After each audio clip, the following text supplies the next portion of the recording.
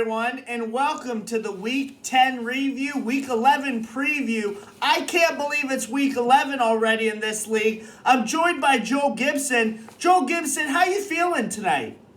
I'm feeling like I'm the reigning motherfucking champ, which I am every week this year, but it feels particularly good this week. I'll tell you what, Merry Christmas. I got my fucking Christmas wish. How about you, Mr. Morrison? You know what? I will say, and we'll get into it, I am not as depressed as you might think I am. I know I'm on a cold streak. I get it. These things happen. But when we get to my matchup, I'll expand a little bit. I'm doing okay, though. Christmas was good. Win some, lose some. That's all I can say. With that being said, we'll get right into your matchup, Joel Gibson. Joel ends up winning against Eric. Now, this is big because I don't know if Joel was reading the messenger or anything like that, but Cody and Eric kind of went at him a little bit about losing to Eric and Cody permanently being above Joel in the standings if Eric would win. And you know what? That didn't happen. Had Eric set his lineups earlier in the week, had he actually participated in the league, I feel like that's just one thing that needs to happen. He might have won here, but that didn't happen. Joel Gibson wins at home. Congrats to Joel Gibson. Eric moves to 3-7. Joel moves to 6-4, and we're gonna love that 6-4 record as we go through here. You're goddamn right we are. As for Eric and Cody, fuck y'all. I banked on Eric not setting his lineups, so I wanted to save my very valuable free agent money. And Eric, you didn't let me down. You forgot to set your lineups, or you chose not to. Doesn't matter. Whatever it was, I just took advantage of your pretty boy face, and I just fucked it all up. Speaking of which, you know who's fucking shit up, or who was fucking shit up? Allen Iverson back in the day. And I was thinking, my team is much like Allen Iverson. Just an underdog, 5'10", doesn't matter. We're going in there, we're killing monsters like Eric, like Brandon, and every one of y'all. We're coming for you. The championship fucking lives. 6-4. No one saw us being here. Yeah, that's right. It was funny because we were comparing, and we'll get right into my matchup here. I ended up losing to Matt, 5-5-1 in a tie. This is really rough. I added all 6 times. Matt, we were both super injured. At the end of the day, we were both super injured. Either I had it or I didn't. I had the triple-double. It was rough for me.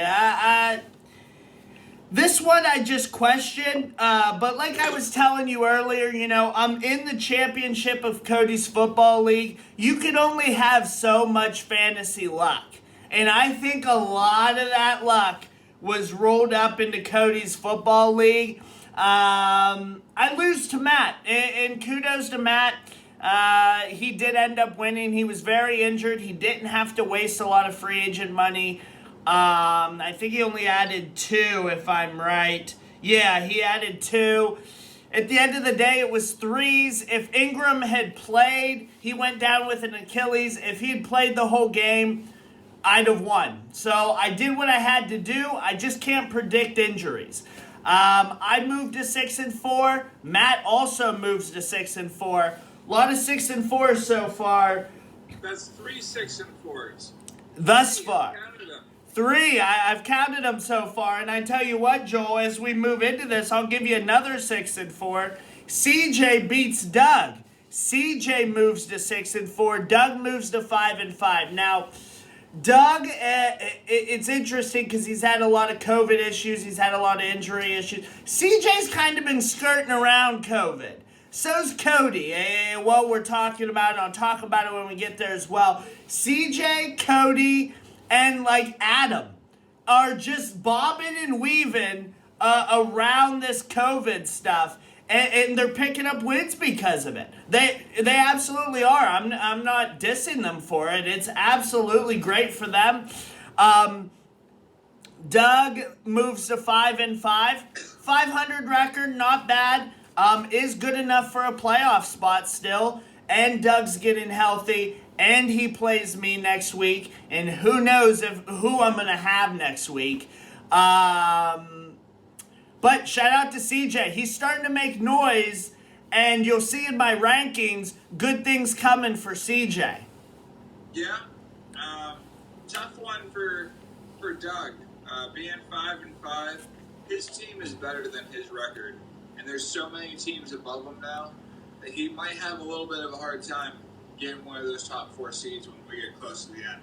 Absolutely. He might start on the road, and that's difficult. I mean, especially this year with so many people going up and down and things like that. Playoffs are going to be nuts this year, that's for sure. And speaking of Cody, thank goodness Cody beat Kyle this week in this league because I took advantage of Cody in his football league. So, if it's any consolation, Matt also lost in his semifinals in Cody's league, and I know I'm crossing him a little bit here, but I like doing those kind of things. Matt actually lost in his semifinal. Cody lost in his semifinal, and they both win in basketball this week. A nice prize for them to at least look on. But Cody moves to 6-4. Surprise, surprise. Kyle moves to 8-2. And now he only has a 2-game lead over 5 separate teams for that number 1 seed. It's not out of the realm of possibility that actually 6 separate teams. I apologize. Half the league has the same record as we close out here. And Kyle is fucked up with COVID right now and injuries. We have no idea what to make of Kyle's team, and he doesn't have the easiest of schedules moving forward either.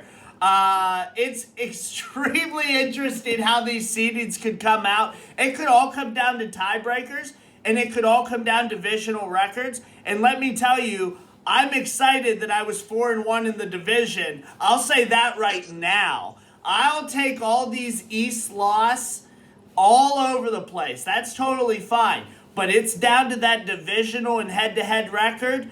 I have a little bit of an advantage moving forward. Just saying. We'll see. We'll see. It's really interesting. Cody was anticipated to be a monster, and he is just middle of the pack. And Kyle is getting more and more touchable. Absolutely, and just one last thing as well. Paul George out 4 weeks. That's going to be extremely huge for Cody moving forward. He already lost MPJ for the year. Really tough sledding so far for Cody as far as injury go. Him having all those 1 seed, 1 picks and everything. I actually really feel bad for him at this point. He's taking some hammerings moving forward. Next matchup is a little bit of an upset, and thank goodness for this one. Adam beats Steven. Steven, a lot of COVID issues. Greek, Trey. I feel like we're going to be talking about that a lot. A lot of these higher-ranked teams having these issues are allowing these lower teams to compete with them. Sometimes you just can't do anything about it. Adam is not as affected as everyone else, and he has jaw back. So Adam's not to be fucked with if you have to face him and you're facing some injuries there. I'll say that. Steven. Hurt Steven too. What's that? He was ahead of the pack, and this brings him back to our level. Absolutely. And then Adam moves to 4-6. Only 1 game out of playoff contention. So shout out to Adam. I think he's going to make a run. He might just sneak in. I don't know which of these teams at 6-4 might fall out or Doug at 5-5, but Adam is just sneaking up there, and he's going to be right there at the end. Whether or not he gets in will be at least something to watch. That being said, Steven, like I said, moves to 6-4. Adam to 4-6. Next matchup is Neiman keeping his playoff hopes alive. I thought Neiman was going to lose to Phil, and I figured we'd eliminate them both in the same week. But that didn't happen. Phil is eliminated. Even if he won his last 6 games, that would put him at 7-9. I don't think that gets him in. And now Eric and Neiman, who are both going to be 3-7, are looking right there at being eliminated. Neiman does keep his playoff hopes alive, though. Just barely. Just barely. He's the sleeper team that might just sneak in there. Yeah, I mean, how would you feel having Joker and Curry and you still can't make the playoffs? That's just unfortunate. Tough one. Real tough. Now, getting right into our rankings, I went a little crazy here this week, and I know it might be a little obscure, but these teams deserve their day in the spotlight. So let's keep that in mind as we move forward. Number 12 is Phil, 1-9. He's done. Phil, we've talked a few times. Thank you for participating this year. Rough for you. You've been eliminated from playoffs. Please just do your best moving forward to set your lineups. Try to beat people. It's always fun when there's upsets and people playing, and with COVID, you just never know. Next, we have Eric. Eric at 11 at 3-7. Neiman at 10 at 3-7. Now, Neiman has the tiebreaker over Eric. So that one was pretty straightforward for me in picking which one to put where.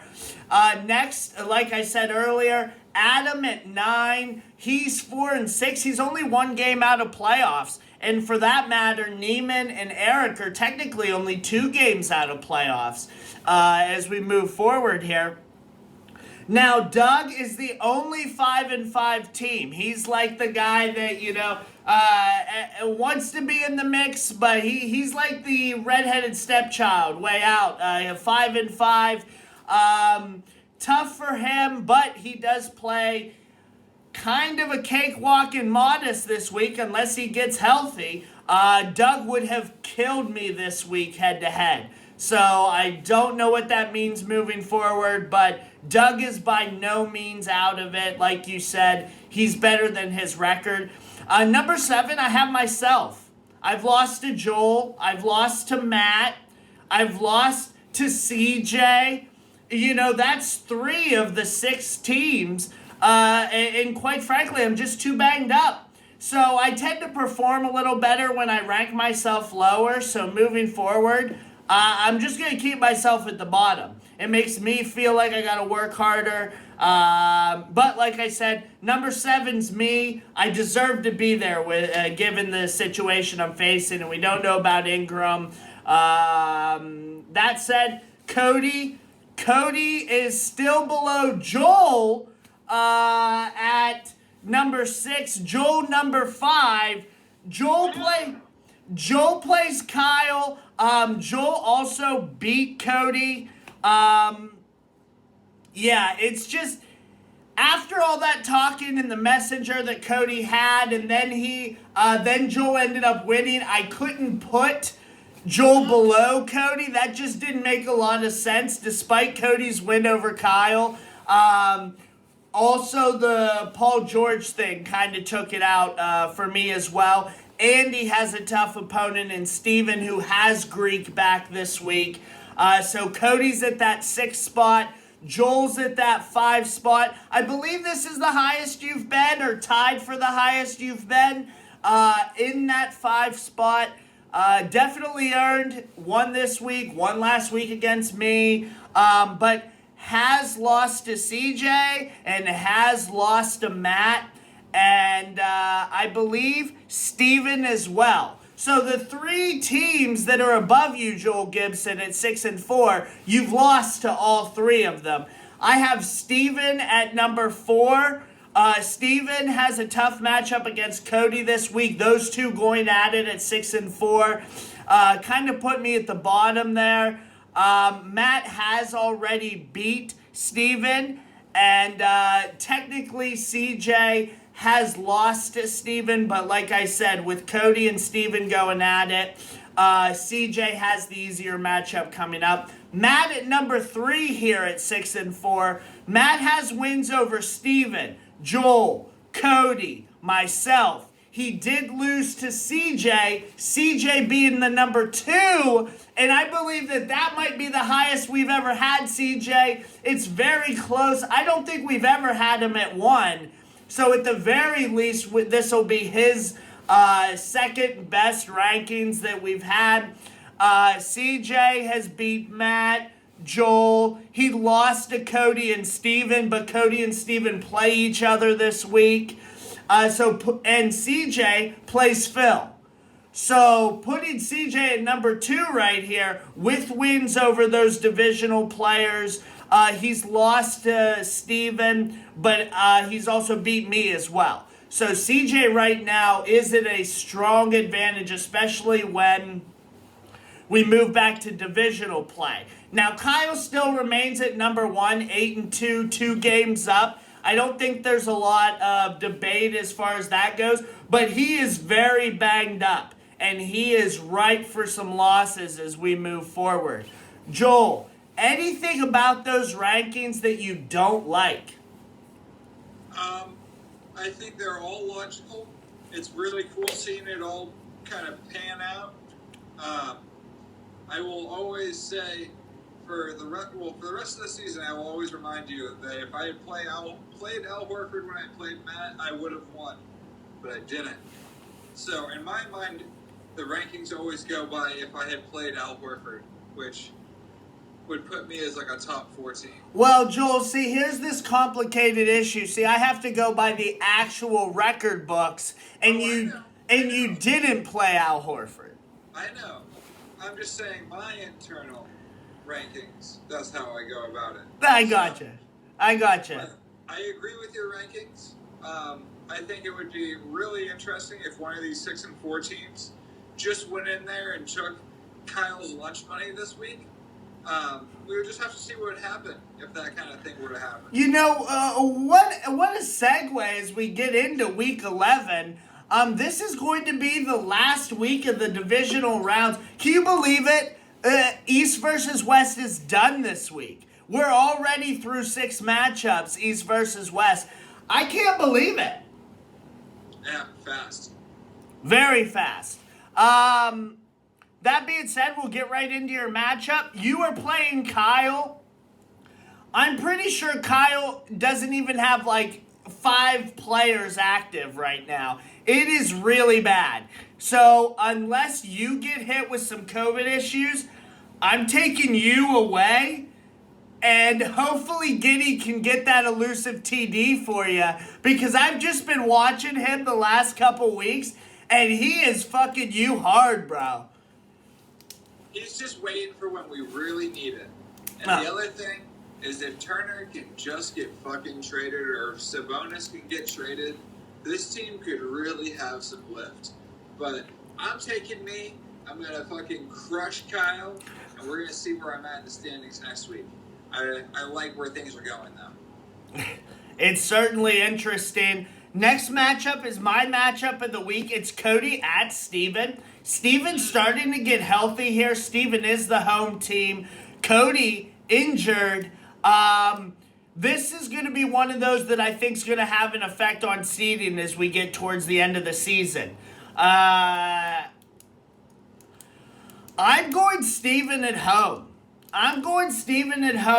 Cody's done a good job at avoiding COVID, and that's for sure. But without Paul George, he should get Luka back this week. I think that Steven should also get Trey back. He is out for Monday. I do know that right away. But he could be playing in their next game. I'm going to go Steven at home, mainly because he's the home team. Fox did return for Cody today. So it's going to be close. I don't think it's one way or another heavy, but I like Steven at home here.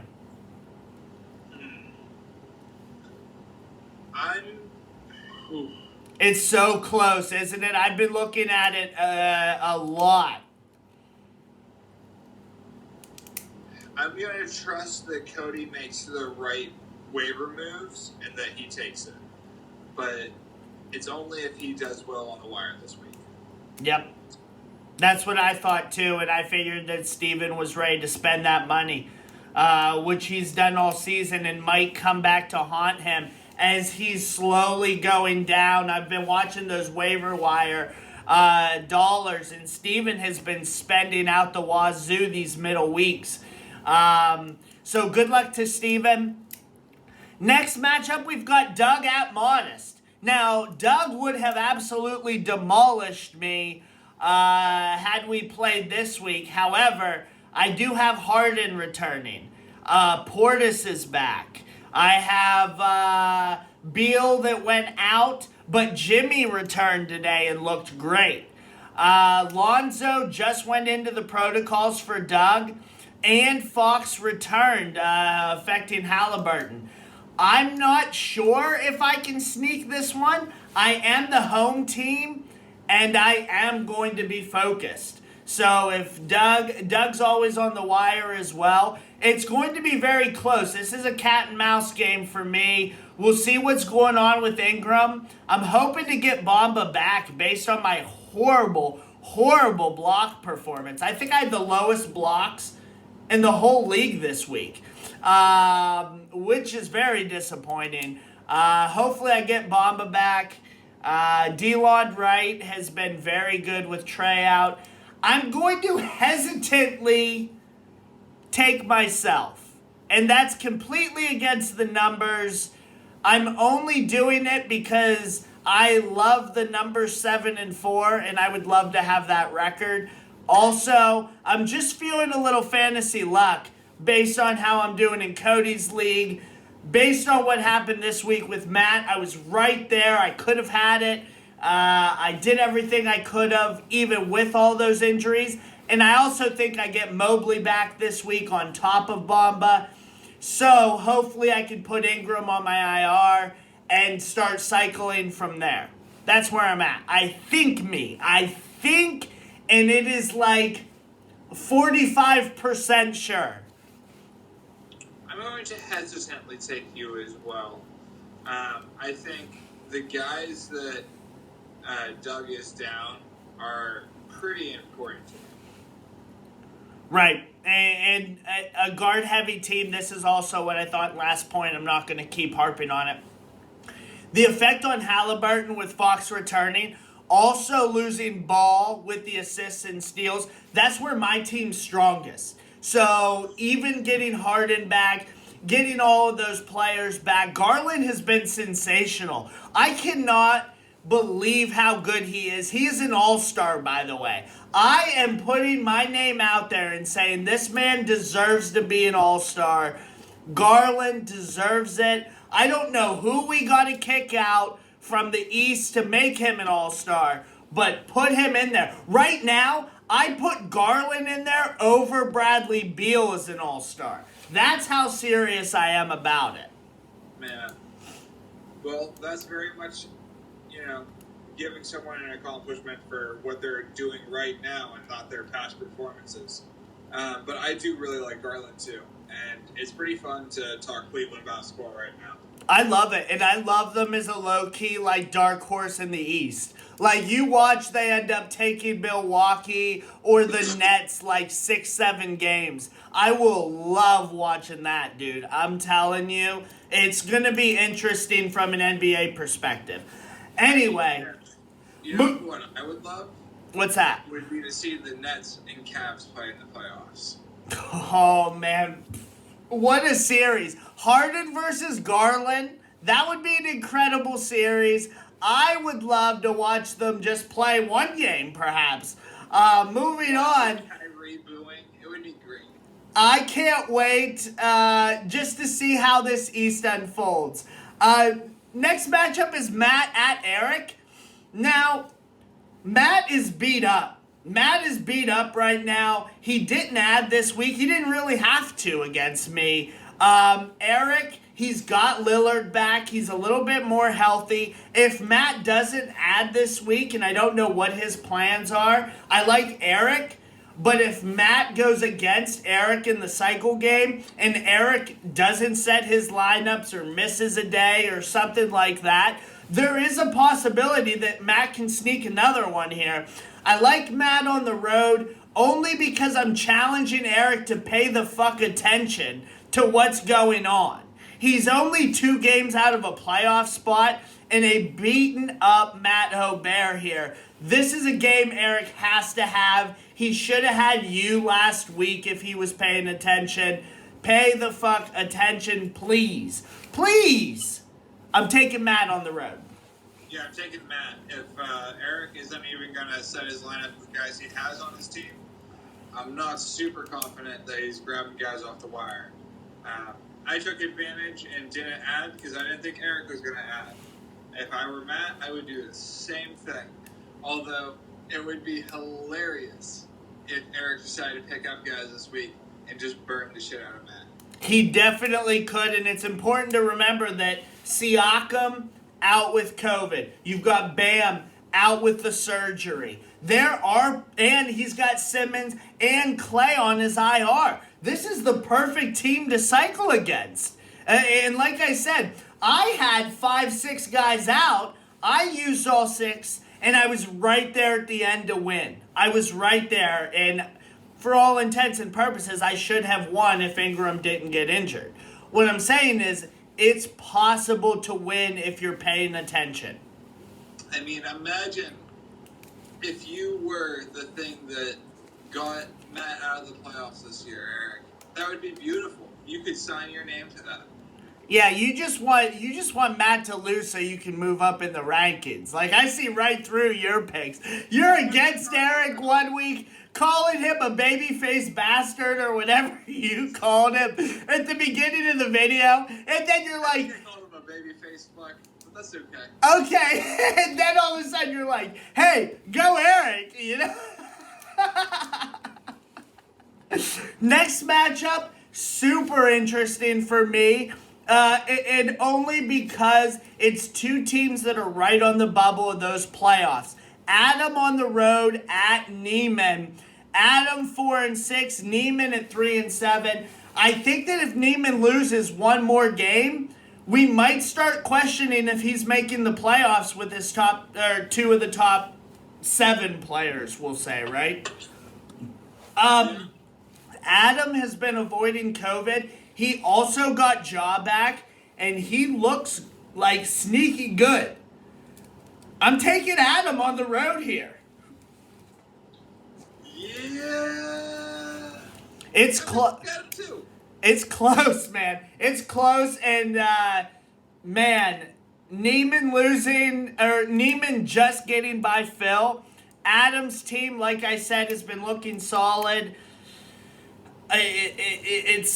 It's really tough, but I think Adam might be able to get the tiebreaker with Neiman and basically put it out.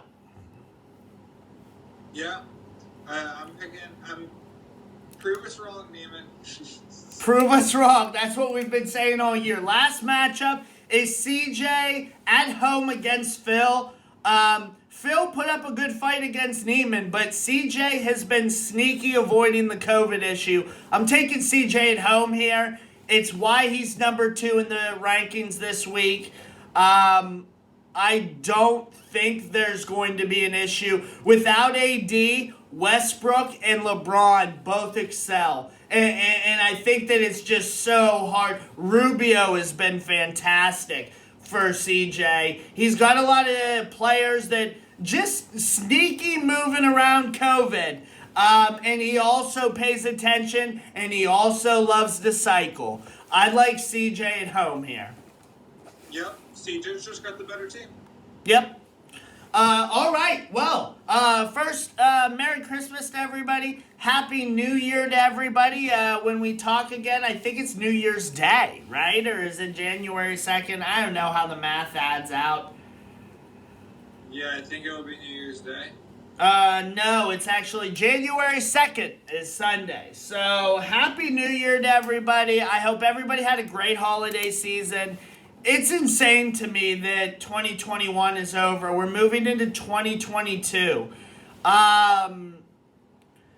thanks for bearing with us through this COVID stuff. It's not been great for the teams that are having better records statistically. It's been worse for the top teams than it has for the bottom teams. So it's making it really competitive. I'm not overly upset. I mean, that's it. Good luck to everybody as we move on. And just one update. The West is up 17-13. So, the West, for the first time in, I believe, league history, has a chance as long as 2 of us win, 3 of us wins it outright, but 2 of us ties. We have not even had a tie up to this point. So let's try to win 2, hopefully 3. CJ, Locke, Steven over Cody, let's hope. And let's hope I can pull a miracle over Doug. Those are the 3 I'm looking at. And we might actually win the divisional series this year. I'm pretty excited. We'll see, dude. It's been a fun year. Been a fun year, like I said. I hope everyone's doing well. Joel Gibson, anything else? No. Excellent. All right, well, we'll see you guys in 2022. Deuces. Oh, yeah.